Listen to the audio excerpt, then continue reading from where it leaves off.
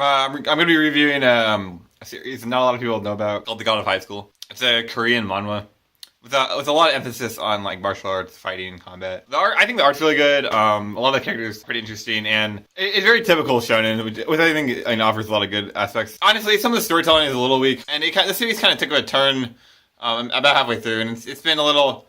It's been very different since then, but overall I think it's a really strong series. I think it's really interesting. If you guys like combat, if you like fighting, go check it out. Okay, the art's really good too. But anyway, I'm reviewing chapter 252. It dropped about a week ago. It got high school was on about a month break, and it just dropped about a week. It just came off the hiatus, and 252 just dropped about a week ago. So first thing about this chapter is that the battle between the executives and the bishops are making this fight not like winnable for the executives. And honestly, I would be surprised. I think the bishops are canonically stronger than the executives, and I think they will win this fight for that reason. But particularly this arc, there's a lot going on that is not combat related that will dramatically change a lot of these fights. So I'm interested in see where the direction of this fights go, because it doesn't.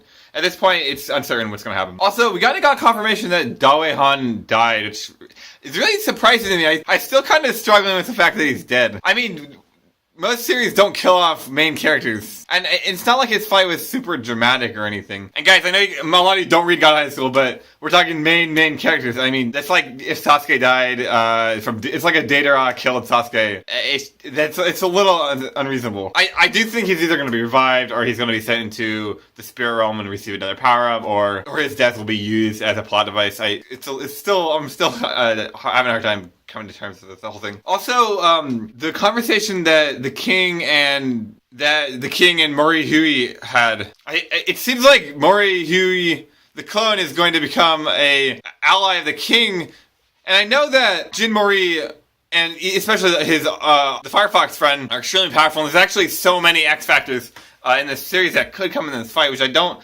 I'm very excited to see where this arc's gonna go, because it's very interesting. Also, specifically with this chapter, let me be a fanboy a little bit. I thought Xiao Chen, I thought what she was doing to the good guys right here, this shot, I thought it was sick. I was like, whoa, look at these panels, guys. Look at these panels. Whoa, look at this panel, guys. This is savage right here. It's not a regular lady. I like the Naruto reference too. I think I know how One Piece did that. I like how God of High School, even God of High School is, I like how Kawadimi no Jutsu is becoming canon, or is becoming the accepted standard for all manga and anime, manhwa.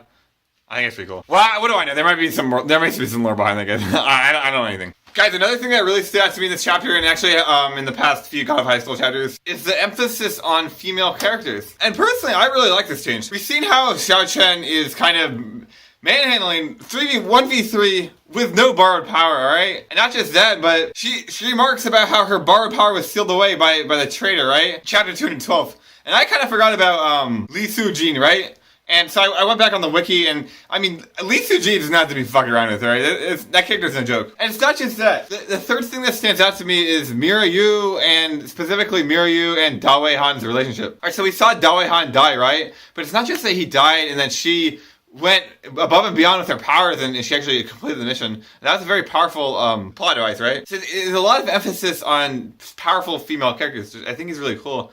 Because, and I think specifically for this series, because 100 chapters ago or so, we saw Mirai faltering behind. We saw always a third female character in each of these squads, and she was the weaker, or she was falling behind, or she was an ancillary character.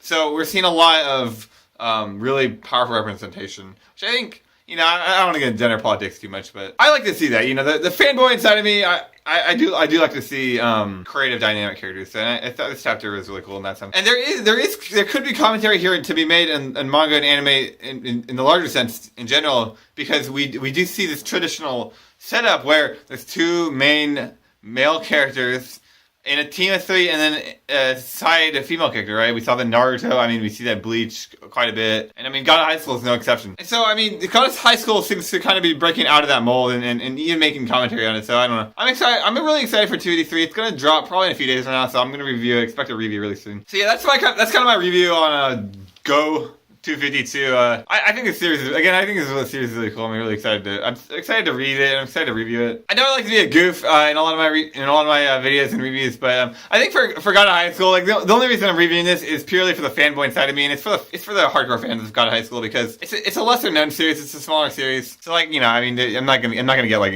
ton of views. Yeah, not that I get any views anyway, but anyway, signing out. See you guys later.